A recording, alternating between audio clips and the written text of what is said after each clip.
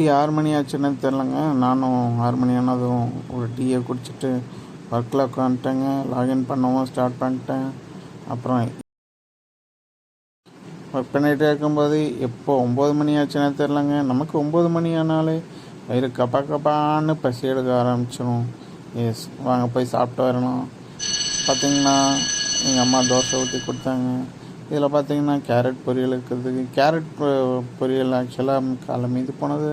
அதனால் நானும் அதை தோசைக்கு தொட்டுட்டு சாப்பிட்டேன். அதுக்கப்புறம் சாப்பிட்டு வந்ததுக்கப்புறம் ஹாட் வாட்டர், என்னடா ஹாட் வாட்டர் குடிக்கிறேன்னு பார்க்குறீங்களா?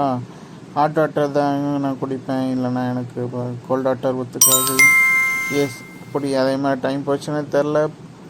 12 மணி ஆச்சு. 12 மணி ஆனவன் பிரேக் போட்டேன். எப்படி ராஜா பகதூர் மாதிரி இருக்கேனா? எஸ், இப்படியே 1 hour பிரேக். 1 hour அப்படியே ஃபோன் நோண்டிக்கிட்டு, இல்லை ஏதாவது வீடியோஸ் பார்த்துக்கிட்டு, இன்ஸ்டாகிராம் சோஷியல் மீடியாவில் ரீல்ஸ் பார்த்துக்கிட்டு, இதில் ஏதாவது மூவி பார்த்துட்டு அப்படியே 1 hour ஓடிடுங்க. அப்படியே ஓடினதுக்கப்புறம் நைட் ஷிஃப்ட் ஒர்க் பண்ணுறவங்க யாராக இருந்தாலும் ஒரு வாழைப்பழம் சாப்பிடுங்க. வாழைப்பழம் சாப்பிட்டிங்கன்னா உடம்புக்கு நல்லது. எஸ், அப்படியே போயிட்டு இருக்கும்போது கரெக்டாக நானும் பேக் போட்டேன். பேக் போட்டதுக்கப்புறம் அதுதான் என்னமோ தெரிலங்க, கடைசியாக லாக் அவுட் பண்ணும்போது தான் எனக்கு ஹெவியாக இருக்கும். எஸ், என்னடா அவன் சும்மா ஒர்க் பண்ணுறேன்னு நினைக்காதீங்க. நிஜமாகவே எனக்கு ஹெவி ஒர்க்கு. அப்படியே ஒர்க் பண்ணிகிட்டு இருக்கும்போது எப்படி டைம் போச்சுன்னு தெரியல.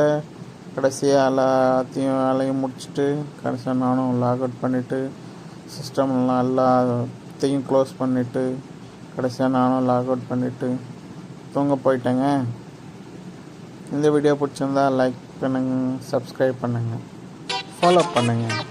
தேங்க்யூ. மீண்டும் நாளை சந்திப்போம் காய்ஸ்.